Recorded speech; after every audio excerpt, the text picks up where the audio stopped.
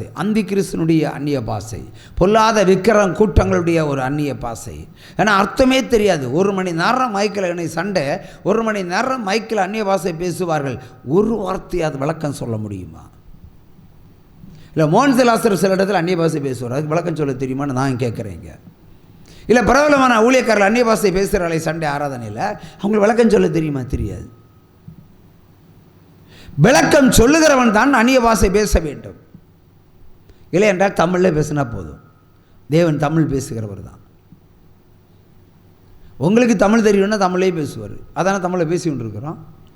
இந்த இடத்துல 1/2 மணி நேரம் அந்த அந்நிய பாஷை பேசினா உங்களுக்கும் புரியாது, எனக்கும் புரியாது. ஆனால் நான் பேசுனா புரியும். புரிஞ்சால் நான் விளக்கம் சொல்லி தருவேன்.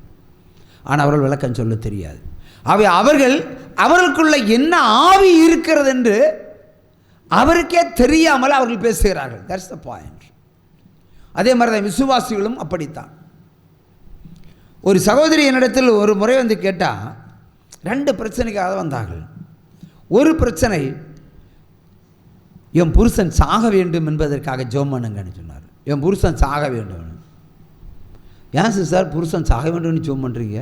எல்லாரும் புருஷனுக்கு ஜீவன் கிடைக்க வேண்டும் என்று ஜெபம் பண்ணுவாங்க, நீங்கள் சாக வேண்டும்னு சொல்கிறீங்க. அது கொஞ்சம் அவன் கல்ல திருநெல்வேலி பாசையில் தான் பேசினாங்க. திருநெல்வேலி யாராவது இருக்காங்களே இங்கே? கள்ள நாதாரின்னு சொன்னாங்க. கள்ள நாதாரின்னு. என்ன சிஸ்டர் இப்படி பேசுகிறீங்க? அவன் பிராடு பாஸ்டர். 2ஆம் பாயிண்ட், அவன் கொலைபாதகன் பாஸ்டர்.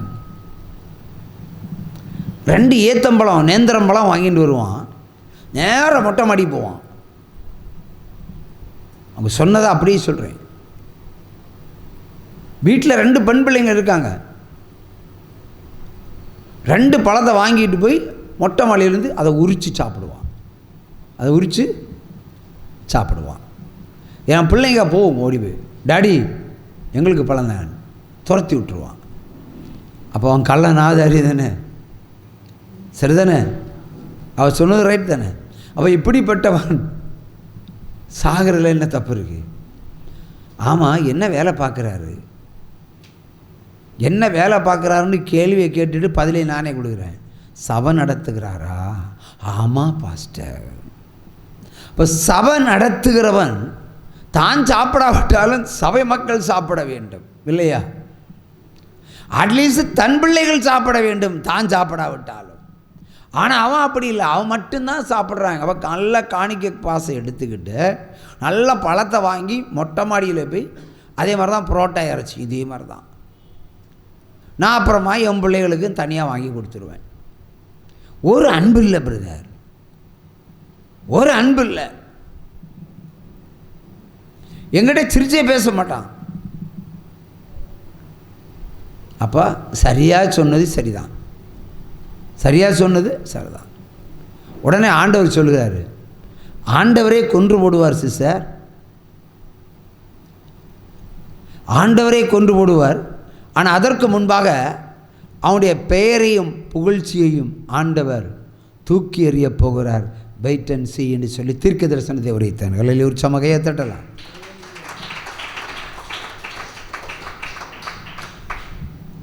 சில மாதங்கள் தாண்டியது. இப்போ கர்த்தருடைய வார்த்தை உண்மை உள்ளது என்பதற்காக சொல்லுகிறேன். சில மாதங்கள் சொன்னதும் ஒரு ஞாயிற்றுக்கிழமை காலையில் அவசரமாக ஃபோன் பண்ணுறாங்க, ஒரு 11 மணி அளவு. அப்போ ஃபோனை எடுத்து பார்க்குறேன், ஆனால் அட்டன் பண்ண முடியாது. ஏன்னா நமக்கு செய்தி கொடுக்க நேரம் ஆச்சு. அப்புறம் ப்ரேயர்லாம் முடிஞ்சு அப்புறமா அந்த ஃபோனுக்கு திரும்ப அடித்தா, என்ன ஆச்சு சிஸ்டர்னு கேட்டால், பாஸ்டர் இன்றைக்கி நீங்கள் சொன்னபடி நாரி அவமானப்பட்டு வெட்கப்பட்டு ஓடியே போயிட்டான். என்ன சிஸ்டர் சொல்கிறீங்க? இன்றைக்கி சபை மக்கள் எல்லாருமே சேர்ந்து நீ பிரசங்கம் பண்ணக்கூடாதுன்னு சொல்லி அவனை தடுத்து நிறுத்தி ஓட விரட்டினார்கள். என்ன நடந்ததுன்னு கேட்டால், அவன் ஒரு கிராம ஊழியத்துக்கு போவாங்களாம். ஏன்னா கிராம ஊழியத்துக்கு நல்லா கிளி மாதிரி உள்ள பெண் பிள்ளைகளை தான் கூட்டிகிட்டு போவாங்க.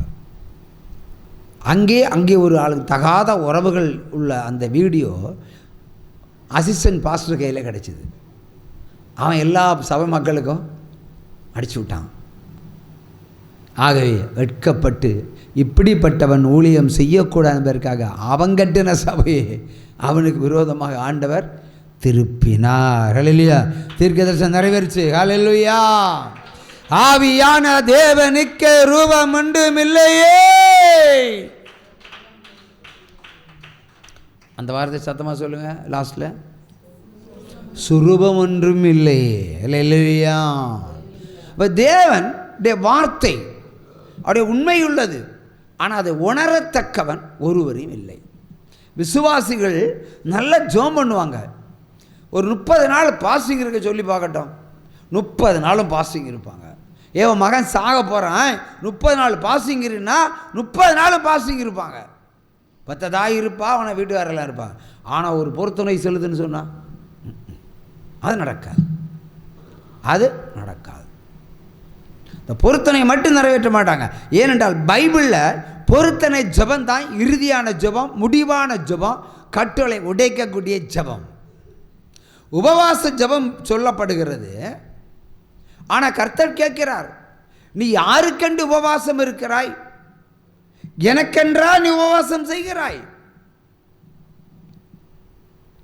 வீடை பூட்டிக்கிட்டு அமைதியாக ஜெபம் பண்ணணும். இது அப்படி இல்லை. வீடை திறந்து வச்சு 4 வீடு கேட்கத்தக்கதான ஒரு ஜெபம் ஏறெடுப்போம் இல்லையா? பின்ன அந்நிய பாஷை வருதுன்னா பார்க்க வேண்டாம், இஷ்டத்துக்கு கைத்தாளம் கேட்கும். சும்மா கைத்தாளம். நம்ம இங்கே கைத்தாளம் போட்டால் வெளியே கேட்காது. கேட்குமா? கீழே ஃப்ளோரில் இல்லைங்க, இந்த நம்ம பேசுகிற சவுண்டு கேட்குமா? கேட்காது. பப்ளிக்கு பிரச்சனை வருமா? வராது. இதுதான் ஒழுக்கமான ஊழியம். உச்சமாக கையை தட்டுங்க. அல்லேலூயா. ஆகவே இந்த அவிவிசுவாசிகள் மணிக்கணக்கில் ஜெபம் பண்ணுவாங்க. மணிக்கணக்கில் விடிய விடிய ஜெபம் பண்ணுவாங்க. 12 மணி 2 மணி வரைக்கும் ஜெபம் பண்ணுவாங்க. 2 மணி வரைக்கும் நீ ஜெபம் பண்ணினா உன் வாழ்க்கை எப்படியெல்லாம் மாறி இருக்க வேண்டும். ஏன் மாறல? ஏன் மாறல? ஆகவே அந்நிய பாஷை, அதாவது டூப்ளிகேட் பாஷையில் ஜெபம் பண்ணி எவ்வளோ மணிநேரம் பண்ணாலும் உன் வீட்டில் சாவு வரதை தடுத்து நிறுத்த முடியாது. ஒரு சமகையை தட்டுங்க. அல்லேலூயா. உனக்கு முகத்தை அல்ல என் தேவன் முதுகைத்தான் காட்டுவார். வசனத்துக்கு செவி கொடுக்கிறவனுக்கு எல்லாமே அவர் செய்து முடிப்பார். இது வசனத்துக்கு செவி கொடுக்காம அந்நிய பாஷைக்கு மட்டும் செவி கொடுத்து தேவையில்லாமல் உபவாசம் இருந்து குடல் புண்ணாகி, லாஸ்டில் கேன்சர் ஆகி, அப்புறம் அல்சர் ஆகி, அப்புறம் வயிற்று வலி உண்டாகி, அடுத்து மூலவியாதி ஏற்பட்டு மொத்தம் வியாதி என்னையா? ஒரு அந்நிய பாஷை பேசுகிற சரீரத்தில் என்ன வியாதி இருக்கணும்?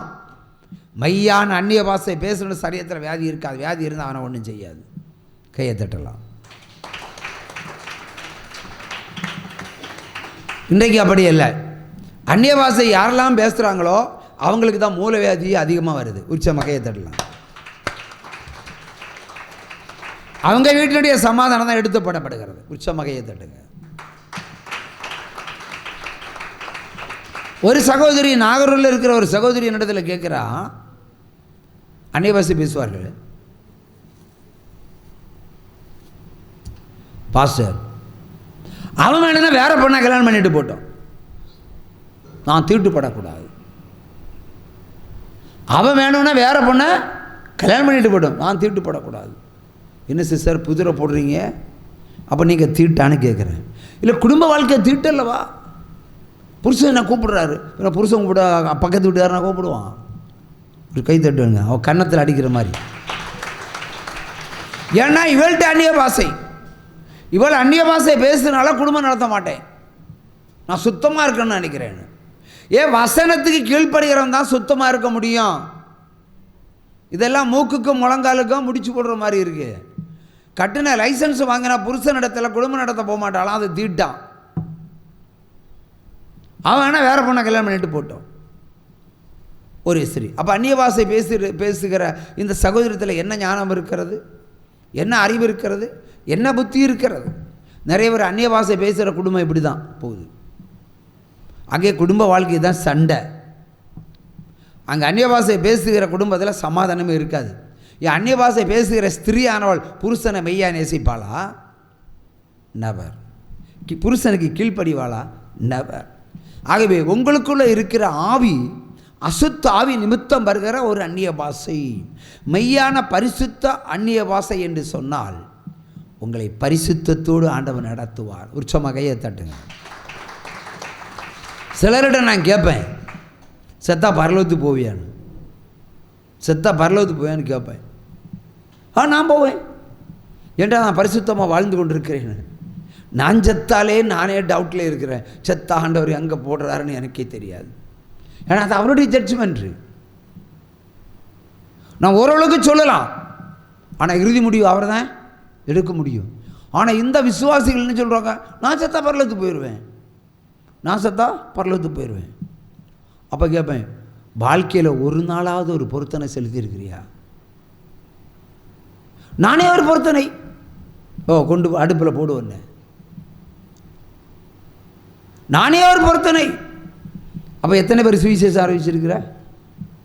இயேசு பரலோகத்துக்கு போகும்போது சுவிசேஷம் அறிவித்து சாட்சியாக இருங்கன்னு சொன்னார். எத்தனை பேர் சுவிசேஷம் அறிவிச்சா? நான் இயேசுவை பற்றி சொல்லுவேன். எத்தனை பேர் சொல்லுவேன்? பக்கத்து வீட்டுக்கார்கிட்டே சொல்லுவேன், இயேசு எனக்கு பணம் தந்தாருன்னு சொல்லுவேன், இயேசு எனக்கு விடுதலை தந்தாருன்னு சொல்லுவேன், 4 பேர்கிட்ட சொல்லுவேன். 1000 பேருக்கு குறைவாக சுவிசேஷம் அறிவிக்கவும் கூடாது. தண்டனை அதுதான். நம்ம செய்கிற பாவத்துக்கு பரிகாரமே அதுதான்.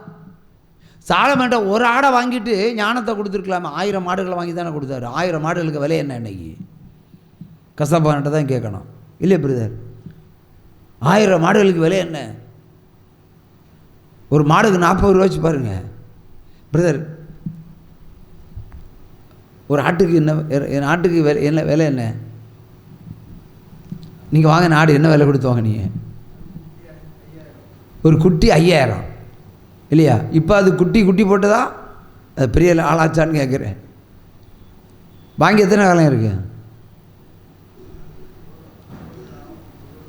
1 வருஷம் ஆகுது.